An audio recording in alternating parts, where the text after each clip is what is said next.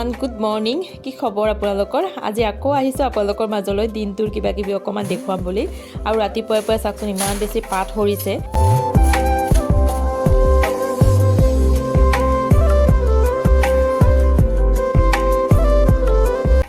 দিনটোৰ ভিতৰত আটাইতকৈ বেছি ভাল পোৱা সময়খিনিয়ে মোৰ বাবে হৈছে এই ৰাতিপুৱাটো মোৰ খুব ভাল লাগে এই ৰাতিপুৱাৰ সময়খিনি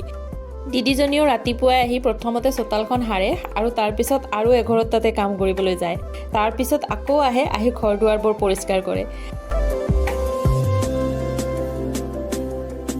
অকমান ঘৰৰ ভিতৰত থকা ফুলবোৰ পৰিষ্কাৰ কৰাৰ পিছত পানী এগিলাস খোৱাৰ পিছত মই গা পা ধুই আহিলো আৰু এইবাৰ মই পাকঘৰত সোমালো আৰু প্ৰথমতে স্লেবখন গেছটো অকমান পৰিষ্কাৰ কৰি লওঁ কাৰণ ৰাতি কি পোক পৰুৱা উঠি থাকে একোতো ঠিক নাই নহয়নে বাৰু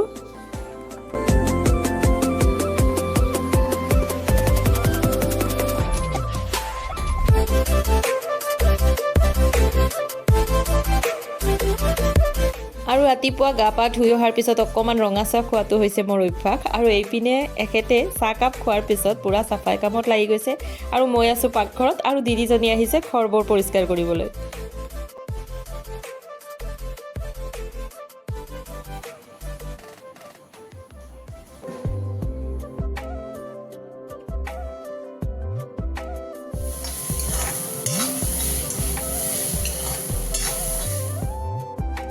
আজি যেহেতুকে ৰবিবাৰ হেয়ে ভাবিছো বুট আৰু মুগৰ এখন ঘুগনি বনাও আৰু লগতে ৰুটি খাম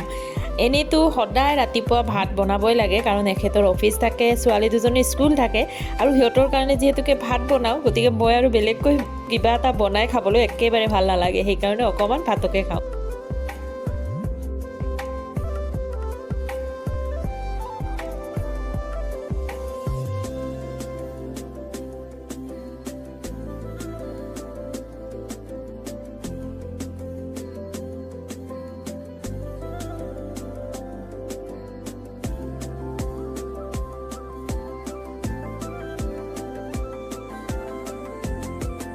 মোৰো এইপিনে ৰুটি ঘুগনি পুৰা ৰেডি হৈ গ'ল আৰু এইপিনে এখেতে পুৰা কামত লাগি আছে মানে আমাৰ অকমান মাটি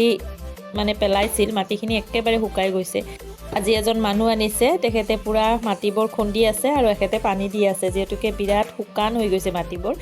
আৰু তেখেতেও গা পা ধুই আহিলে তাৰ পিছত এইবাৰ আমি ৰাতিপুৱাৰ আহাৰ গ্ৰহণ কৰিম ৰুটি ঘুগনি আৰু লগতে অকমান দৈও লৈছো আৰু এই দৈখিনি যে ঘৰতে বনোৱা দৈ ঘৰতে বনাইছো যদিও দৈখিনি কিন্তু খাবলৈ একেবাৰে বজাৰৰ দৰে হৈছে জানেনে ইমান ধুনীয়া হৈছে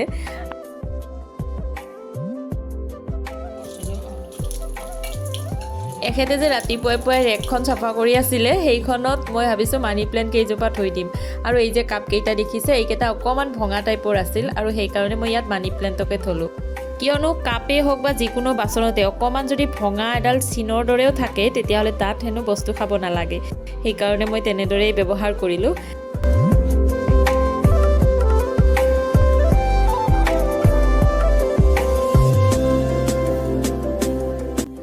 এইবাৰ আকৌ দুপৰীয়া ৰন্ধা বঢ়া কামত ব্যস্ত হৈ পৰিলো মাংস আনি থৈ দিছিলে সেইখিনি মই আগতীয়াকৈ ধুই মেলি ভালদৰে মছলা পাতি দি অকমান দৈও দিলো দি ভালদৰে সানি অকমান সময়ৰ কাৰণে ৰাখি দিলো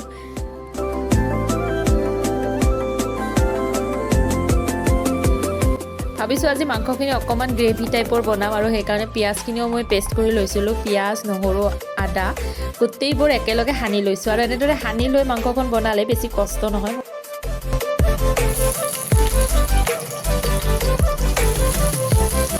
মাংসখিনি সানি মেলি অকমান সময়ৰ কাৰণে ৰাখি দিয়াৰ পিছত মই এইপিনে ভাজিখন বহাই দিলোঁ স্কোৱাছ অকমান খিচখিচকৈ কাটি ভাজি এখন বনাম বুলি কেৰাহীত উঠাই দিলোঁ আৰু এয়া মোৰ স্কোৱাছখিনিও হৈয়ে গ'ল এইবাৰ এইখিনি নমাই থম আৰু ইয়াতেই মই মাংসখনো বনাম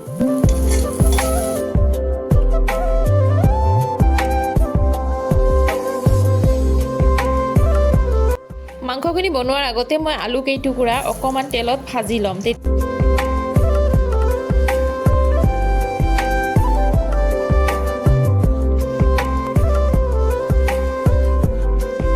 এইপিনে মোৰ আলুখিনিও ভজা হৈ গ'ল এইবাৰ সেইটো তেলতে প্ৰথমতে এটা শুকান জলকীয়া দিলোঁ তাৰপিছত তেজপাত দিলোঁ আৰু ইলাচি দিলোঁ দালচিনি দিলোঁ আৰু অকমান পাঁচফোৰণ দিলোঁ গোটেইখিনি ভালদৰে সানি লোৱাৰ পিছত মই বিলাহীৰ এটা পেষ্ট বনাই থৈ দিছিলোঁ সেইটো প্ৰথমতে তেলত দিলোঁ আৰু ভালদৰে অকণমান ভজা টাইপ হ'ব লাগিব, তেলটো ওলায়ো নহালৈকে মই এনেদৰে লৰাই থাকিম। আৰু এয়া মোৰ প্ৰায় হৈয়ে গ'ল। আৰু এইখিনি সময়তে মই ভাতখিনিও আন এটা চুলাত উঠাই দিলোঁ। আৰু এইবাৰ হালধি নিমখ দি দিলোঁ। আৰু যিহেতুকে মাংসত মই জিৰা ধনিয়া গোটেইবোৰ দিয়ে থৈ দিছিলোঁ আৰু বেলেগ মছলা বেলেগকৈ আৰু দিব লগা নহ'ল, এতিয়া মই সানি থোৱা মাংসখিনিও ইয়াত দি দিলোঁ। আৰু অকণমান সময় লৰাই দিয়াৰ পিছত ইয়াত পানী দি মই ঢাকনিখন লগাই অকণমান সময়ৰ কাৰণে ৰাখি দিম। আৰু এনেদৰে আজি মই দুপৰীয়াৰ মাংসখন খুব কম সময়ৰ ভিতৰতে আৰু সহজতে বনালোঁ।